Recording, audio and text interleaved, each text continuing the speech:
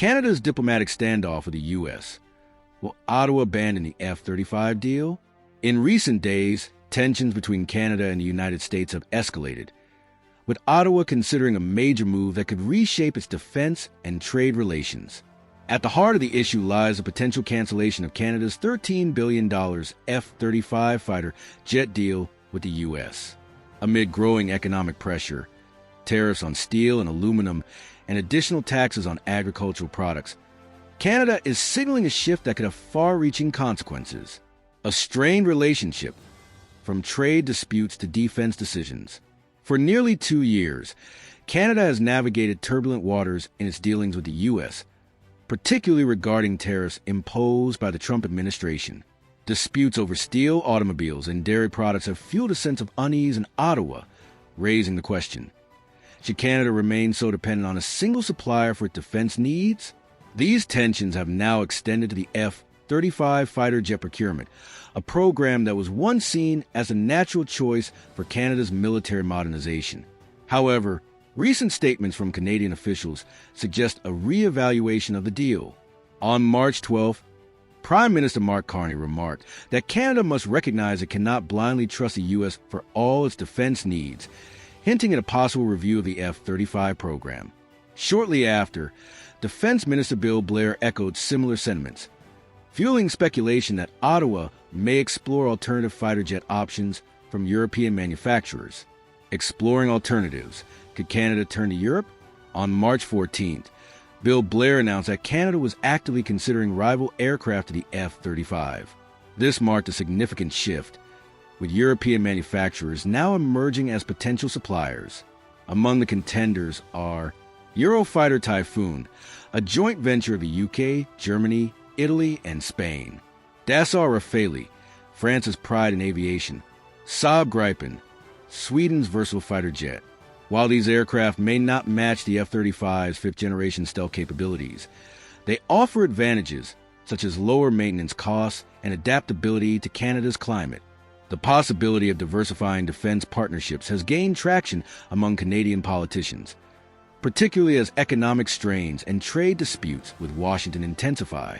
Canada's reliance on the U.S. for logistics, maintenance, and spare parts has been a key argument for staying with the F-35 program, but shifting political winds have made Ottawa reconsider its stance. The F-35, a costly but strategic investment. The F-35 is widely used among Canada's closest allies, including the U.S., UK, Italy, Australia, Norway, and Denmark. By joining the F-35 network, Canada had hoped to streamline operations and benefit from a joint military framework. The deal was expected to replace Canada's aging CF-18 fleet, with the first delivery scheduled for 2026 and full replacement by the early 2030s. However, trade disputes and a perceived loss of trust in Washington have intensified calls for alternatives. Canadian leaders are now openly questioning: if the U.S. continues to impose unfair policies, why should we remain dependent on them for our defense? What lies ahead? A new era in Canada's defense policy. On March 15th, Blair hinted that Canada's treatment by its trade and defense partners directly influences major procurement decisions. That same day, Canada's foreign minister warned that if U.S. tariffs persist, Ottawa will explore strategic alternatives. This led to media speculation that Canada could withdraw from the F-35 program altogether. The U.S. Department of Defense has reportedly expressed concern, warning that if Canada cancels the deal, bilateral relations could suffer significantly. Some officials believe Canada is merely using this as a bargaining tactic to pressure Washington into revising its trade policies.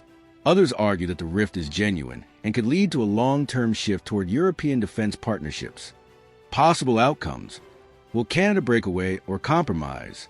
As diplomatic discussions continue, several scenarios could unfold. 1.